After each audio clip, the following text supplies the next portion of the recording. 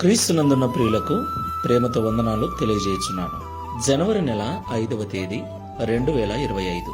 ఈరోజు దావీదు గారి ద్వారా దేవుడు మనకు చేస్తున్న వాగ్దానం ఏమిటనగా, కీర్తనల గ్రంథము 34వ కీర్తన 4వ చరణం.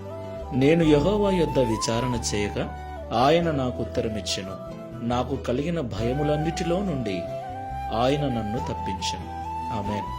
నా ప్రియమైన సహోదరి సహోదరులారా, దావీదు గారి జీవితం ఎన్ని భయంకరమైన శ్రమల గుండా నడిచిందో మనకు బాగా తెలుసు. నిజంగా దావీదు గారి జీవితంలో ప్రశాంతమైన దినాలు చాలా తక్కువ. కొన్నిసార్లు పిచ్చివానిగా కూడా ప్రవర్తించాడు. ప్రియులారా, ప్రతి పరిస్థితుల్లో కూడా దావీదుకున్న ధైర్యం, దావీదుకున్న బలం, నా దేవుడు నాకు తోడుగా ఉన్నాడు, నా దేవుడు నన్ను చూస్తున్నాడని దేవునికి మహిమ కలుగుగాక.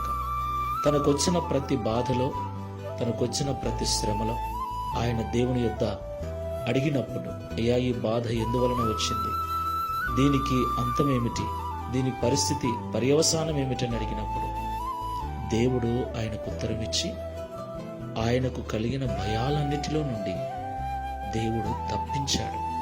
దేవునికి మహిమ కలుగుగాక.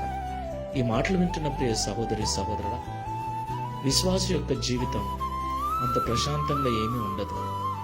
చనిపోయేంత వరకు లోకములో ఉన్న వారి కంటే మరీ ఎక్కువగా శ్రమలు, బాధలు అనుభవించవలసి ఉంటుంది. ఒక పెద్ద పోరాటాన్ని చనిపోయేదాకా మనం చేస్తూనే ఉండాలి. లోకాశలతో, శరీరాశలతో, భయంకరమైనటువంటి చీకటి శక్తుల ప్రభావముతో, రోగములతో, వ్యాధులతో పోరాటం చేస్తూనే ఉండాలి. అయితే ప్రతి భయము నుండి మనల్ని విడిపించటానికి మనకు చాలిన దేవుడు ఉన్నాడని మనం మర్చిపోకూడదు. దావీదు వలె మనము కూడా దేవుని యొద్ద విచారణ చేసినప్పుడు, దేవుణ్ణి అడిగినప్పుడు ఆయన మనకు సమాధానం ఇచ్చి మన భయములన్నిటినీ తొలగిస్తాడు. కాబట్టి భయపడక ప్రతి పరిస్థితిలోనూ మోకరించి ప్రభు దగ్గర విచారణ చేయటం నేర్చుకున్నాం. ప్రార్థన చేసుకున్నాం. సర్వశక్తి గల తండ్రి, సర్వాధికారమైన ప్రభువా, మీకు స్తోత్రాలు చెల్లిస్తున్నాం. నా తండ్రి, దావీదు గారి జీవితమును మరొకసారి మా ముందుంచినందుకు స్తోత్రాలు. నిజమే తండ్రి, దావీదు గారు ఎన్నో బాధలు, ఎన్నో శ్రమలు, ఎన్నో ఇబ్బందులు పడ్డాడు. శాపనార్థాలు వినవలసి వచ్చింది. రాజైన దావీదు పిచ్చివాని వలె, వెర్రివాని వలె ప్రవర్తించవలసిన అవసరం వచ్చింది. ఆకలి దప్పులకు అలమటిస్తూ కుటుంబాన్ని వదిలి అరణ్యాల పాలై అడవులలో తిరగవలసిన పరిస్థితి.